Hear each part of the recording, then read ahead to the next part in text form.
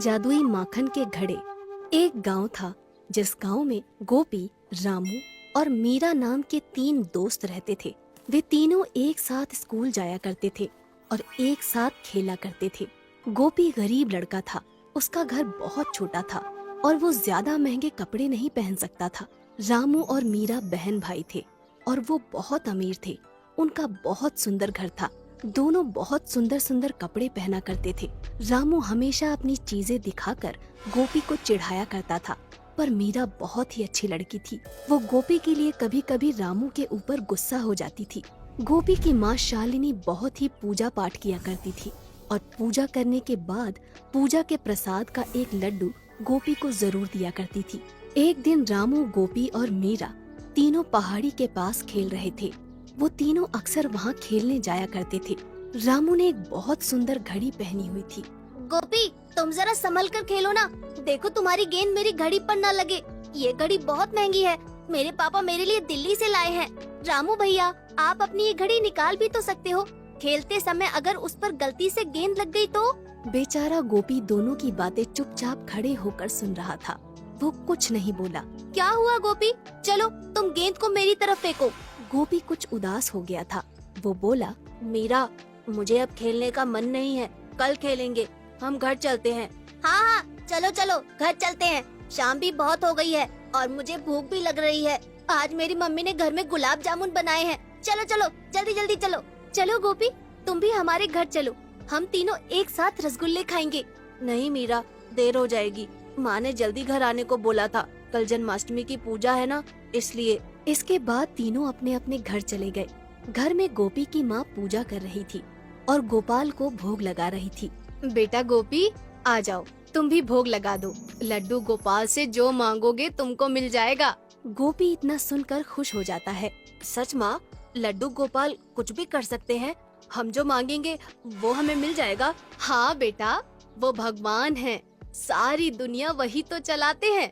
आओ, अब जल्दी आओ। मासूम सा गोपी खुश होता हुआ भागकर भोग लगाने लगा। आज गोपी बहुत ही उदास था। रामू की घड़ी वाली बात उसे बहुत बुरी लगी थी। वो अपनी चारपाई पर रात में लेटा हुआ था और सोच रहा था, हम कितने गरीब हैं। हम अच्छे कपड़े भी नहीं पहन पाते और ना ही अच्छा खाना बना पाते हैं। रामू के पास कितने अच्छे अच्छे खिलौने हैं और मेरे पास सिर्फ एक गेंद। गोपी सामने की दीवार पर टंगे मंदिर के अंदर लड्डू गोपाल को देख रहा था। लड्डू गोपाल, क्या तुम हमें अमीर नहीं बना सकते? तभी गोपी की माँ वहाँ आ जाती है। गोपी बेटा, तुम सोए नहीं? रात बहुत हो गई है, सो जाओ। कल तुमको स्कूल भी जाना है। माँ, एक बात बताओ, तुम लड्डू गोपाल की बहुत पूजा करती हो ना, तुम उनको बोलो ना कि वो हमें भी रामू की तरह अमीर बना दे। ठीक है बेटा, मैं बोल दूंगी। बस तुम मन लगाकर पढ़ाई करो। तुम देखना, लड्डू गोपाल तुम्हें बहुत अमीर बना देंगे। चलो अब तुम सो जाओ। गोपी अपनी माँ की बात मानकर चुपचाप सो जाता है।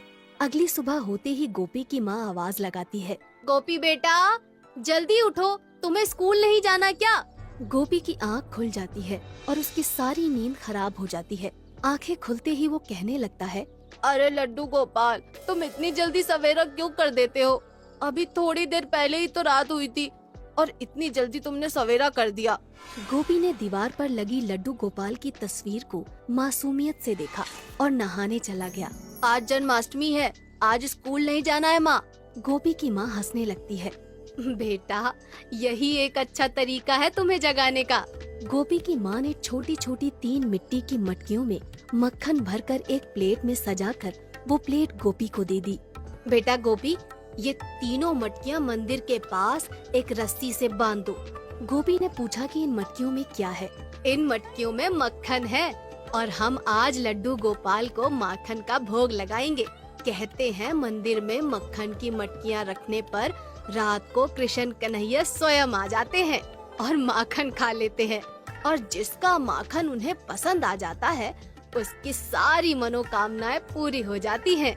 गोपी को ये बात बहुत अच्छी लगती है और वो छुपकर रसोई में जाता है और एक मुट्ठी शक्कर अपनी जेब में भर लेता है। घर के आंगन वाले मंदिर में पहुंचते ही गोपी अपनी जेब से शक्कर बाहर निकालता है। लड्डू गोपाल, मैं आपको ज्यादा मीठा माखन खिलाऊंगा, लेकिन आप बदले में मुझे अमीर बना देना।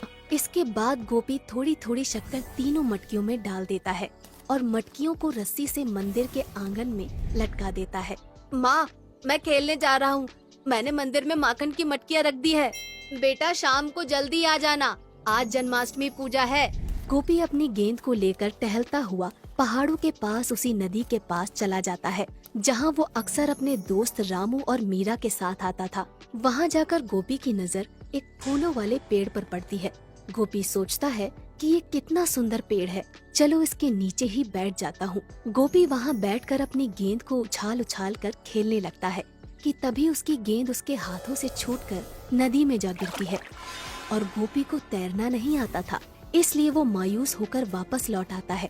रात को गोपी और उसकी मम्मी पापा साथ मिलकर लड्डू गोपाल की पूजा करते हैं और जन्माष्टमी का भोग लगाकर सो जाते हैं। अगले दिन गोपी जब मंदिर के आंगन में जाता है तो तीनों मटकियों के नीचे बहुत सारा मक्खन डला हुआ था।